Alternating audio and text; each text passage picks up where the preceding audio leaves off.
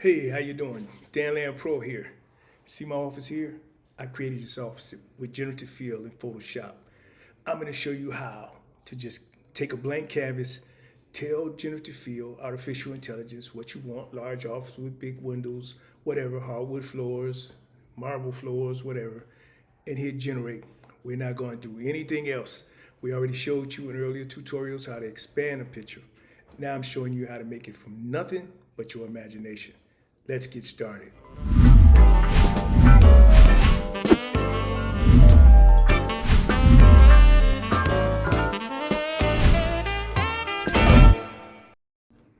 Okay, so the first thing we want to do is we want to go in Photoshop, and I'm going to use my regular web large size. So we're going to click on web large, come down here, click create. I want this in landscape, so let's click create. Now, instead of doing anything else, we are going to just, let me bring this down just a little bit so I can see what I'm doing. We're just going to get our rectangular marquee tool here, and we're going to go over this whole artboard. And then down here, where you see my contextual taskbar come up, where it says generate fill, I'm going to type what I want in generative fill. I want a large office with hardwood floors and large windows. And we're going to go with that. And then we're going to hit generate. And as you see up here where it's generating, you also see over to the right where it's going to give us 3 choices over here. And now I have my large office as instructed.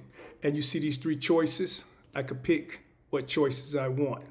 Now, I can put a rug in this office. So I'm going to put a selection there and give me a fur rug. And I'm going to hit generate. And this is what we were saying earlier, where you can add items to your generative fill or your photo. You can add anything you want. I can put a car in this room, a desk. It depends on how you learn to instruct generative fill. So you see where I got 3 choices of what type of rug I want to make. If I don't like that, I can hit generate here again, and it'll give me 3 more selections based on those instructions as far as the type of rug that it'll create in the middle of the floor with generative fill. So once I'm satisfied with whatever it is I want, so we're just gonna leave this right this because I don't want to erase that, but I'm really not satisfied with that rug. But once we're finished, all we have to do is go up here to File, Export, Quick Export as PNG. And I normally have my file that I save it in, so I'll just say big office rug.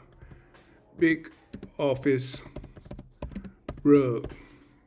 And then I hit save. Now, once I save it, I can use it anywhere I want to. In this case, I'm a wirecast man, and I usually use those tutorials to show you things. So we can go to wirecast. So now I'm in wirecast. I'm gonna go here. I'm gonna go browse disk. I'm gonna hit wirecast. It was big rug. Okay, so we're gonna go over here and get big office rug right here. I'm gonna click that. I'm gonna hit open. And now you see that's now my background over here in Telestream Wirecast. So I can go live with that and change my background. So now I have a whole new background as far as creating something from generative fill to use in any of my projects and presentations.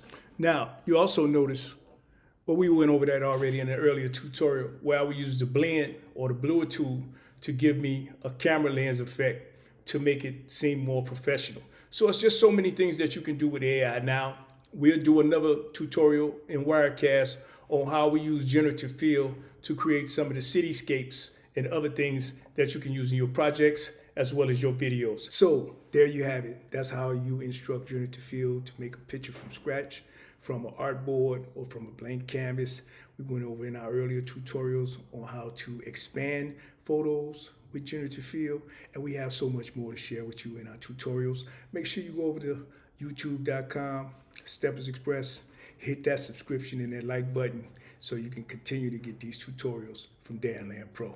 Till next time, it's always a pleasure. Peace.